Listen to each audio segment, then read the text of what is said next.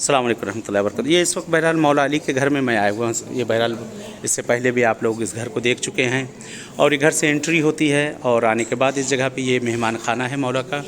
और ये इस जगह पे जो है इमाम हसन इमाम हुसैन जिस जगह स्टडी करते थे, तिलावत वगैरह किया करते थे। देखें कितने छोटे छोटे कमरे हैं और एक हमारी ज़िंदगियाँ हैं, एक उस वक्त की ज़िंदगी है।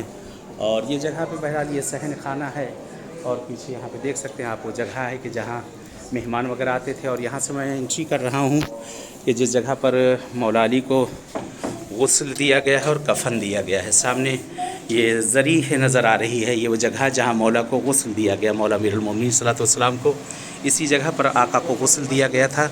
यही वो मकाम है, यही वो जगह है। इंशाअल्लाह परवरदिगार आप लोग को भी इंशाअल्लाह आना नसीब करें इन सब जगहों पे। ये मौला के घर में है इस वक्त आए हुए कि जहाँ इमाम हसन इमाम हुसैन, मौला अब्बास, बीबी ज़ैनब, बीबी उम्म कुलसूम और ख़ुद बीबी उम्मुल बनीन जिस जगह पे थी। ये मकाम, ये वो जगह, ये घर, ये जगह एक रूम है कि जिस जगह पे मौला को कफ़न दिया गया है, मौला अली को जिस जगह पे कफ़न दिया गया है, ये वो कमरा है, ये वो जगह है जहाँ मौला को कफ़न दिया गया है।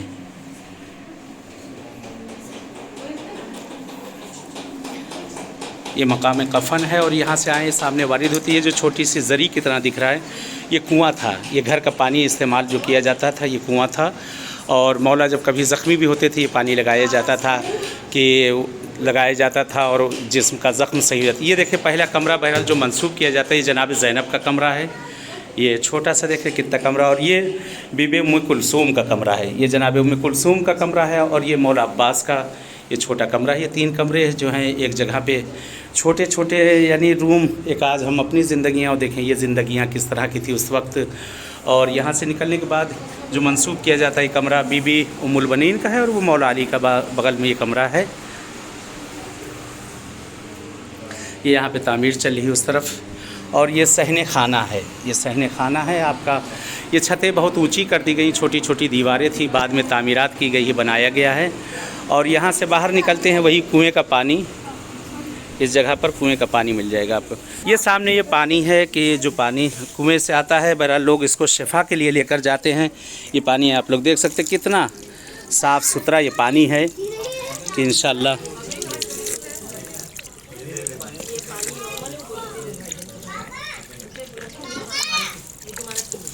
बहरहाल ये पानी इस जगह है तबरुकन इस पानी को बहरहाल लोग लगाते हैं, ले जाते हैं शिफा के उन्वान से कि जिसको बेर इमाम अली के नाम से कहा जाता है। ये लिखा हुआ है चाहे हज़रत। और इंशाल्लाह यहाँ से बस हम लोग रवाना हो जा रहे हैं, चल रहे हैं सामने दारुल इमारा को आपको दिखा देते हैं। और वो सामने मस्जिद कूफा और जनाब मुस्लिम का सामने वो रोज़ा नज़र आ रहा है, जनाब मुस्लिम का रोज़ा सामने नज़र आ रहा है। ये मौला अली के बहरहाल घर के बाहर मैं आ चुका हूँ और यहाँ से आपको दिखाता हूँ पुराना घर। यहाँ फ़ोटो लगा हुआ है जो सबसे पुराना था उस ज़माने का। ये दीवारें देखें कितनी मोटी मोटी थी, पुराना घर था जो बना हुआ था।